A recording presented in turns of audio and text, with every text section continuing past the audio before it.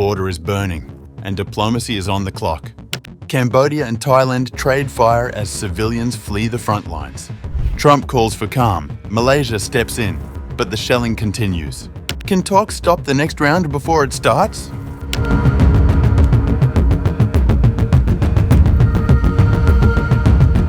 Malaysia's Foreign Minister Mohammed Hassan told state news agency Bernama on July 27th that Thailand and Cambodia have agreed to Malaysia's offer to mediate in their escalating border conflict.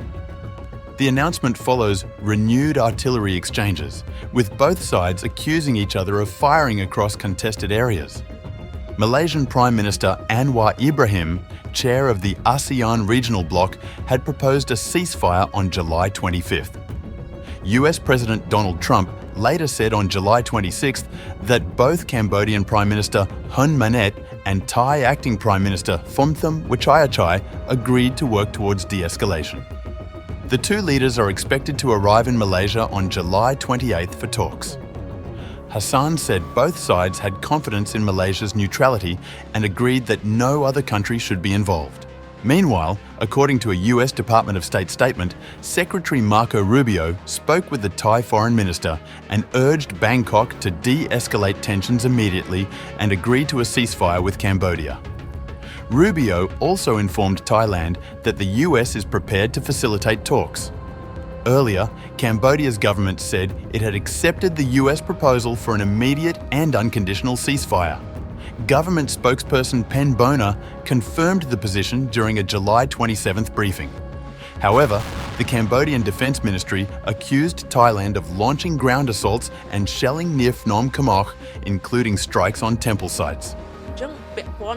Regarding the fighting between Cambodia and Thailand, after the Thai army's invasion, the President of the United States, Donald Trump, wanted to see a ceasefire immediately and peace created between the two countries. In response to Trump, Prime Minister Hun Manet made clear to him that Cambodia has agreed with his proposal for an immediate and unconditional ceasefire between the two countries. At the same time, Thailand's acting Prime Minister Phumtham Wechayachai said that for Thailand to agree to a ceasefire, Cambodia must give assurances to ensure the safety of Thais living along the border. The American president said he wanted to see a ceasefire and peace, and I confirmed this is what we've done all along. But what's important is the aimless firing onto our civilians while we responded by targeting military assets and long-range rocket launchers, as we deem that those are the source that would be a danger to our people. Trump said that if there is no ceasefire, the US would not be ready to hold trade talks with either of the two countries. I told him that it is not a problem. As ceasefire is also our principle, we adhere to this principle. But our condition is that Cambodia must give assurance to the Thai people to stop shelling, because we base our negotiations and decisions on the safety of our people as primary. More than 30 people, including civilians, have been killed since fighting resumed 4 days ago, the worst since 2011. Over 130,000 residents have been evacuated. Tensions began after a Cambodian soldier was killed in May, triggering troop buildups on both sides and exposing rifts in Thailand's coalition government.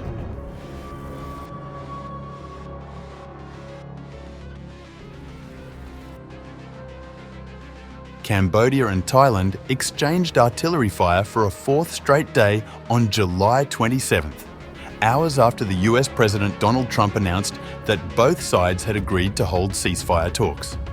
Trump also warned that continued hostilities could jeopardize trade agreements with Washington. At least 32 people have been killed and over 200,000 displaced since clashes erupted on Thursday, according to officials from both countries.